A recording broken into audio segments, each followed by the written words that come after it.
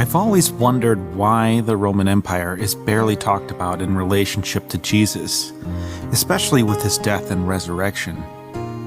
Context is always important, and you simply can't have Jesus crucified if he didn't commit treason against the Roman Empire.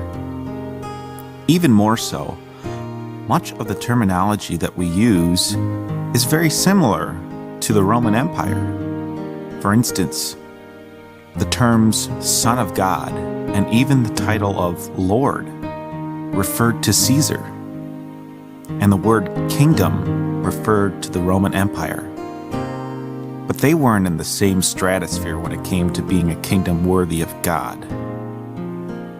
This kingdom was so powerful and successful at quashing anyone who stood in their way for so long that they actually succeeded in redefining the meaning of peace. Specifically, Jesus lived during a period known as the Pax Romana, or the Peace of Rome, which was defined specifically as peace through victory, resulting in violence, destruction, and death. Furthermore, the dominance of the Roman Empire was so prevalent that many Jews would come to believe that the only way to achieve peace was by overthrowing the Romans under the leadership of a Messiah. As a result, the Jews' desperate need to fight back would eventually cause them to forget the true meaning of peace. Jesus, however, comes into the fold talking about the kingdom of God. Although we are used to hearing that term, in the first century there was only one kingdom. So his use of the kingdom of God implied that there was something wrong with the Roman Empire. Rather than resorting to violence in order to achieve peace, Jesus talks about loving your enemies and praying for those who persecute you. Rather than fighting back, he says to turn the other cheek. Rather than exalting the wealthy and powerful like the Romans, Jesus exalts the poor. As a result, Jesus reminds those around him the true meaning of peace through nonviolence. Yet it was probably something all had known in their heart of hearts.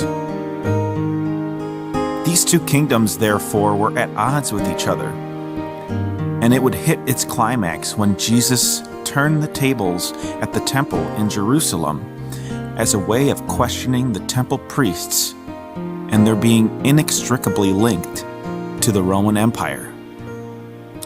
As a result, Jesus gets a punishment given to those who commit treason against Rome, i.e. crucifixion.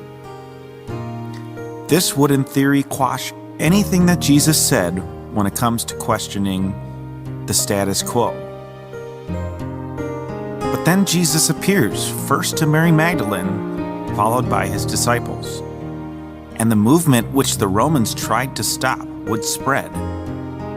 And years later, it would eventually lead to the conversion of Paul, who in turn would spread Christianity like wildfire. The resurrection of Jesus was absolutely central for him because it proved that the Romans were in the wrong and Jesus in the right. After all, if the Romans were right to crucify him, then he wouldn't have been resurrected. As a result, Paul saw Jesus' resurrection as God's yes to Jesus and no to the Romans in everything they stood for. Jesus is Lord, Caesar is not. This is clearly a message that rings true over 2,000 years later. We find people putting their faith in the Caesars of this world.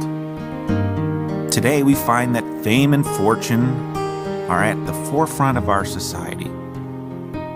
The need for power and how it corrupts people still exists today.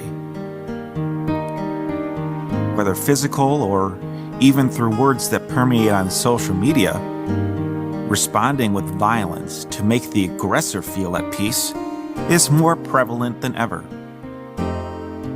Yet despite these Caesars being the lords of this world, our faith has always gone counter to what the world says.